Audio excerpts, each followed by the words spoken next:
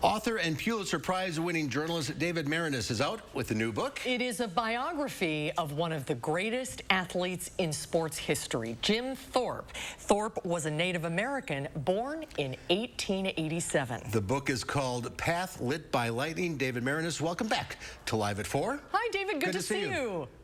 Always great to be with you, too. I wish I could actually be there with you, but you're my favorite hometown newscaster. Well, thank you, David. Congratulations on the book. It is spectacular. Why did you decide to write this biography?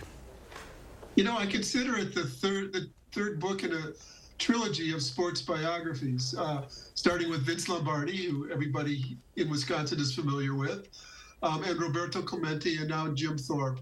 And in each case, I'm looking for two things. One is that it just has to have a great athletic story to it. And the drama of that. But more importantly, I look for a way to illuminate American history and sociology. So the fact that Jim Thorpe was a brilliant athlete, unparalleled in what he accomplished, is part of the story, but it's also a way to illuminate the Native American experience through his life. What were some of his greatest accomplishments in sports, and what are some of the myths about him? Well, the greatest accomplishments are amazing.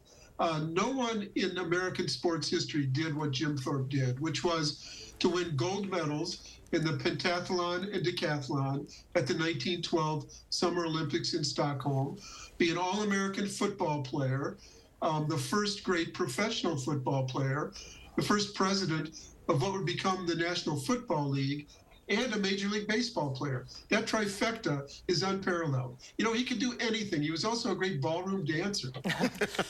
It's pretty amazing. You are known for your research, and you wrote this book during COVID, the height of the pandemic. How did that affect your writing and your research? Boy, it sure did. I mean, you know, one of my mottos is go there, wherever there is. And I've told this story before, but that meant for writing the Lombardi book, turning to my wife, Linda, and saying, how would you like to move to Green Bay for the winter? But this time, I couldn't move to Oklahoma or spend as much time there as I wanted to because of COVID. It limited me in some ways. COVID came about halfway through the process. But it had another effect as well, which was, as I started writing, I was stuck at home, as were all of us. But I had something to do, so I could write 10 or 12 hours a day, and the book actually came out about 6 months faster than it might have if I had been traveling during that period. The book is 550 pages. The amount of research you had to do for a biography like this, how did you do it? How long did it take you? It took about 4.5 years and 20 different archives. This was a little different in another sense that Thorpe died in 1953, so none of his contemporaries were around. Even none of his 7 children were still alive. But there was voluminous research that I could do. And interestingly, you know, the internet can be something for good or bad, but in this case, more and more primary documents, which are what I deal with, are digitized, and that helped me as well. You note in the book that much of Thorpe's life was marked by loss, but you feel it's more of a perseverance story. Well, it definitely suffered loss. I mean, starting with his twin brother, you know, most people don't know Jim Thorpe was a twin. His brother Charlie died of disease that swept through an Indian boarding school when they were 9 years old. He was orphaned at age 16. He lost both of his gold medals because they were unfairly taken away from him. It took 110 years, just this year, before all of that was finally restored. And he struggled with alcohol and with 3 different wives and 7 children that he didn't see that often. But he kept persevering, and that's the point of this book, as did the Native American race. You know, there was a time when, in 1915 or so, there were only 300,000 Native Americans left in this country, and the notion was that it was dying, the race was dying. It didn't happen. They found ways to persevere and keep going, as did Jim Thorpe. He grew up in what would become Oklahoma, is that right? Is that where the Indian Territory was, where he grew up? And the title of your book is actually his name.